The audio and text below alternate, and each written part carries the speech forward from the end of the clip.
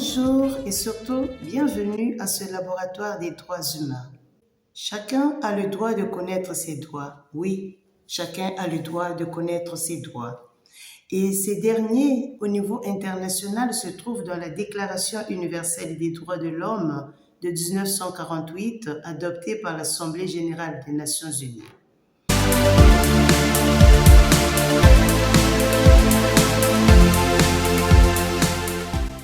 Ce texte prône 30 dispositions réparties en 3 catégories de droits. La première catégorie englobe les droits civils et politiques.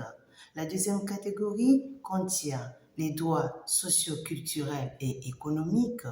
Et la toute dernière catégorie contient les droits collectifs, autrement appelés les droits de la troisième génération. Dans cette vidéo, nous voulons nous atteler à un des droits de la première catégorie, qui est le droit à la vie. Oui, le droit à la vie. Mais c'est important de parler du droit à la vie. Vous savez pourquoi? Parce que tout simplement, il est difficile de jouir de tout le reste des droits si on n'est pas en vue. Alors, la première question que nous nous posons est celle de savoir quelle est la portée du droit à la vie. Qui a l'apanage de protéger le droit à la vie? Et si nous jetons un regard dans notre société, pouvons-nous réellement dire que le droit à la vie est respecté? Voilà ce que nous allons découvrir au cours de cette vidéo. S'agissant donc du premier point, celui relatif à la portée du droit à la vie, notons tout d'abord que le droit à la vie est un droit humain qui met en jeu aussi bien le droit d'être en vie ou de vivre et de ne pas en être privé.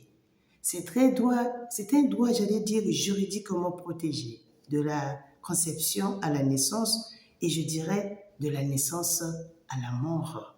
Alors si nous jetons un coup d'œil dans les conventions internationales, nous nous rendons à l'évidence que l'article 3 de la Déclaration universelle des droits de l'homme précitée dispose que tout individu a droit à la vie. Waouh!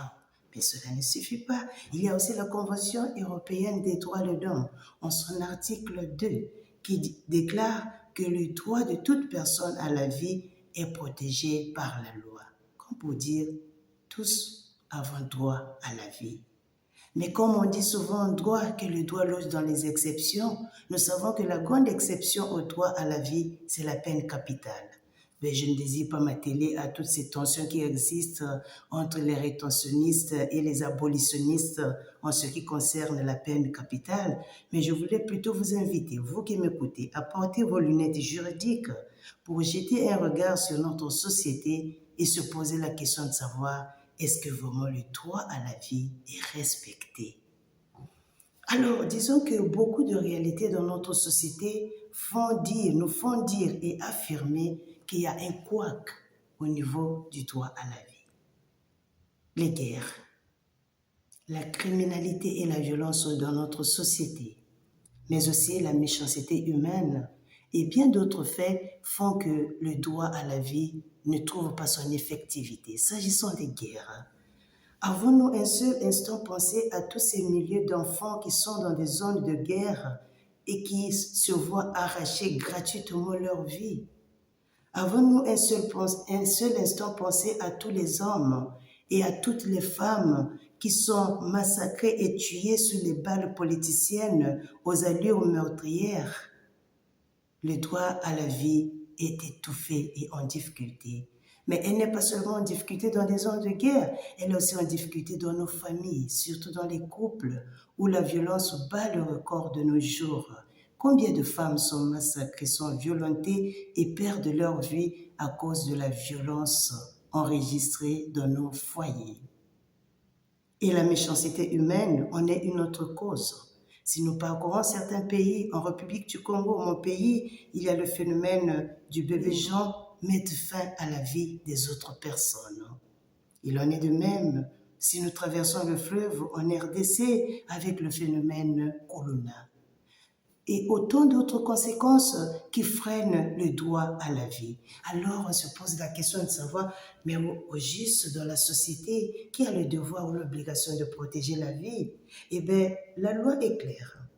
Il revient au gouvernement de protéger la vie de ses citoyens. Il revient au gouvernement de mettre en exergue des lois qui ont pour objectif de protéger la vie et prendre même certaines mesures en vue de protéger la vie des citoyens. Mais aussi, il n'y a pas que le gouvernement, puisque nous sommes les défenseurs des droits des enfants, les parents aussi ont l'obligation de pouvoir réunir toutes les conditions liées à l'entretien, aux soins, à la nutrition des enfants pour que le droit de la vie au niveau même des enfants fleurisse et porte des fruits. Pour clore, que pouvons-nous retenir? En vertu du principe de l'universalité et de la sacralité de la vie, je paraphrase un musicien congolais, Christian Enoch, qui disait « La vie, c'est du sérieux ». Oui, la vie, c'est du sérieux. Mais si la vie, c'est du sérieux, promouvoir et défendre la vie autour de nous, c'est aussi plus que le sérieux. Mais avons-nous un seul posé la question de savoir, suis-je personnellement un promoteur du droit à la vie? Sommes-nous en mesure de faire face à tous les maux autour de nous qui étouffent les droits à la vie? Sommes-nous les promoteurs de la vie ou de la mort? Eh bien, pour répondre à cette question, chacun peut laisser son commentaire en bas de la vidéo. Chers tous, je vous dis merci de m'avoir suivi. On se dit au revoir et à la prochaine publication. Ciao.